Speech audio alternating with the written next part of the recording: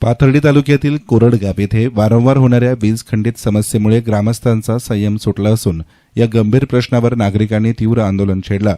गावातील मार्गदर्शक रवींद्र उर्फ भुरू मस्के यांच्या मार्गदर्शनाखाली ग्रामस्थांनी महावितरणच्या कारभाराविरोधात जोरदार घोषणाबाजी करीत आपला संताप व्यक्त केला। तसेच या संदर्भात पोलीस स्टेशनलाही निवेदन देण्यात आलं आहे। कोरडगाव हे पाथर्डी तालुक्यातल्या मोठ्या बाजारपेठेचं गाव मानलं जातं। मात्र इतक्या महत्वाच्या गावात वारंवार वीज पुरवठा खंडित होत असल्यामुळे नागरिकांना मोठ्या अडचणींना सामोरं जावं लागत आहे। महावितरण कार्यालयाच्या हलगर्जीपणामुळेच ही समस्या निर्माण होत असल्याचा आरोप ग्रामस्थांनी यावेळी केला। सतत होणाऱ्या वीज खंडितामुळे व्यापाऱ्यांचे आर्थिक नुकसान होत आहे, तर विद्यार्थी वर्गालाही त्याचा मोठा फटका बसतोय। सध्या 10वी आणि 12वीच्या परीक्षा सुरू असताना गावात वारंवार अंधार पडत असल्यानं विद्यार्थ्यांना अभ्यास करणं कठीण झालंय। याशिवाय शेतीसाठी लागणाऱ्या वीज पुरवठ्याच्या अभावामुळे शेतकऱ्यांनाही मोठ्या अडचणींचा सामना करावा लागतो। दिवसभर वीज नसल्यानं पिकांना पाणी देणं कठीण होत असून शेती उत्पादनावरही त्याचा परिणाम होत असल्याची तक्रार शेतकऱ्यांनी केली। गावात वारंवार अंधार पडत असल्यामुळे चोरट्यांना देखील संधी मिळत असून घरफोड्यांच्या घटनांचीही भीती वाढली असल्याची भावना ग्रामस्थांनी व्यक्त केली। त्यामुळे कोरडगावमध्ये तात्काळ सुरळीत वीज पुरवठा सुरू करावा, तसेच गावासाठी 2 नवीन डीपी बसवाव्यात अशी मागणी ग्रामस्थांनी जोरदारपणे मांडली। यासोबतच गावासाठी कायमस्वरूपी एक अधिकारी आणि एक वायरमनची नेमणूक करण्यात यावी अशीही मागणी पुढे करण्यात आली आहे। सध्या वायरमन वेळेवर उपलब्ध होत नसल्यामुळे किरकोळ बिघाडही अनेक तास तसेच राहतात अशी नाराजी नागरिक व्यक्त करतात।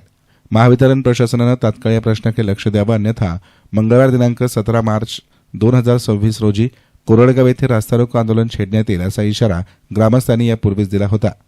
आंदोलनाची तीव्रता लक्षात घेऊन महावितरणचे कनिष्ठ अभियंता गणेश सांगळे यांनी ग्रामस्थांशी चर्चा केली।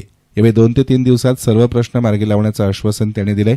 या आश्वासनानंतर ग्रामस्थांनी आंदोलन तात्पुरतं स्थगित केलं। कोरडगाव आणि परिसरात गेल्या महिनाभरापासून लाईटचा अतिशय मोठ्या प्रमाणात खेळखंडोबा झालेला आहे। 2-2 दिवस लाईट अक्षरशः येत नाही आणि आली तरी विजेचा लपंडाव नियमितपणे चालू आहे आणि महावितरण सहाय्यक अभियंता असतील, त्यांचे कर्मचारी असतील, या सर्वांनी जाणीवपूर्वक कोरडगाव आणि परिसराकडे दुर्लक्ष केलं आहे। कर्मचारी अनुपस्थित असतात, त्यामुळे किरकोळ घोटाळा जरी असला तरी दिवसभर लाईट येत नाही। कोरडगाव हे मुख्य बाजारपेठेचं गाव आहे।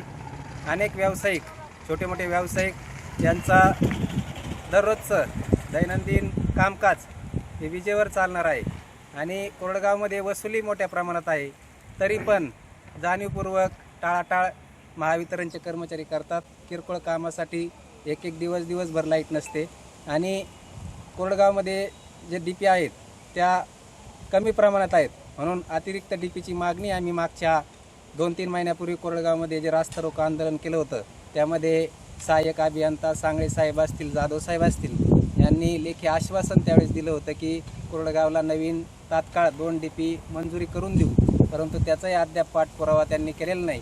म्हणून जर येत्या 8 दिवसात आमचा प्रश्न जर मार्गी लागला नाही तर 17 मार्च रोजी मंगळवारी आम्ही पुन्हा एकदा रास्ता रोको आंदोलनाचं निवेदन या ठिकाणी सहाय्यक अभियंता असतील आणि उपअभियंता सांगळे साहेब यांना आज निवेदनाद्वारे दिलेलं आहे। आज कोरडगाव तालुका पाथर्डी जिल्हा अहिल्यानगर कोरडगाव येथे लाईटीचा विषय वारंवार चालू आहे आणि वीज महामंडळ ह्या कोरडगाव इतकं मोठं गाव असून त्याच्याकडे लक्ष देत नाही। आज 10वी 12वी पेपर चालू आहेत आणि शेतकऱ्याचे दारे ऊस आसन शेतीतले उद्योग असतील, आज लाईटीमुळं आज शेतकऱ्यांना आरडाओरडा म्हणजे चालू आहे गावात आणि त्याचा वारंवार आम्ही सांगळे साहेब असतील, जाधव साहेब असतील, त्यांना आम्ही वारंवार पाठपुरावा करून पण त्यांचे खालचे वायरमन गावामध्ये लक्ष देत नाही। किरकोळ फॉल्ट असला तरी आम्हाला 3-3 बाऱ्या फोन करावं लागतात आणि आज कोरडगाव सगळे गावातले ग्रामस्थ आणि गावातले कोरडगावाची पेठ दुकानदार असतील, हॉटेलवाले असतील, चहावाले असतील, अनेक धंदेवाले असतील आणि आज त्यांच्या आज फ्रीज असेल, गिजर असतील, फ्रीज असतील, त्याच्यातून सगळे आज लोकांचे नुकसान झालेले आहे। त्याच्यामुळे लोक आज कोरडगावातले लोक सगळं असे उद्रेक झालेले आहेत। त्याच्यामुळे आम्ही आज पाथर्डी येथे आज निवेदन द्यायला आलो आहेत, त्या आमचे मागण्या पूर्ण नाही केल्या तर 8 दिवसात आम्ही रस्ता रोको कोरडगावमध्ये ठेवलेला आहे. आज पाथर्डी येथील विद्युत महामंडळात ठिकाणी आम्ही आलेलो आहोत. कारण कोरडवामध्ये अनेक दिवसापासून लाईटीचा प्रॉब्लेम आहे. दिवस लाईट नसल्यामुळं दुग्धजन्य पदार्थ वाया जात आहेत. अनेक लोकांचं नुकसान होत आहे. आणि सोनोशी, तोंडळी, जिरवाडी, कोनोशी या ठिकाणाहून लोक सेतू कार्यालय या कार्यालयामध्ये येतात आणि ज्यावेळेस दिवस बसून सुद्धा त्यांचं काम होत नाही, ते सुद्धा त्यांचा सुद्धा उद्रेक या ठिकाणी पाहायला मिळतोय. या ठिकाणी सर्वांचा मनस्ताप पाहता मोठा उद्रेक होऊन या ठिकाणी रस्ता रोको आंदोलन करण्याची कोरडगावकरांची मानसिकता तयार झालेली आहे. त्यामुळं शासनाने या गोष्टीकडे लक्ष देऊन लवकरात लवकर कोरडगावची जी विद्युत महामंडळाची जी काम आहे ते करून घ्यावं हीच आमची विनंती आहे. नाहीतर मोठा उद्रेक कोरडगाव परिसरातून होण्याची दाट शक्यता आहे. रस्ता रोको तर 100%च होईल. या आंदोलनात रवींद्र उर्फ भोरू म्हस्के, प्रताप देशमुख, स्वराज बोंद्रे, सुनील शिंदे, नवनाथ वाळके, काकासाहेब देशमुख, त्र्यंबक देशमुख, युनुस शेख, अनिल ससाणे, सुदर्शन काकडे, अरुण मुखेकर, सोपान भिंगारे, अमोल काकडे, शुभम टुपके, जालिंदर मुखेकर, संतोष कुसळकर, विलास मुखेकर यांच्यासह मोठ्या संख्येनं ग्रामस्थ उपस्थित होते. येस्तान मीडियासाठी प्रतिनिधी सचिन दिनकर, पाथर्डी.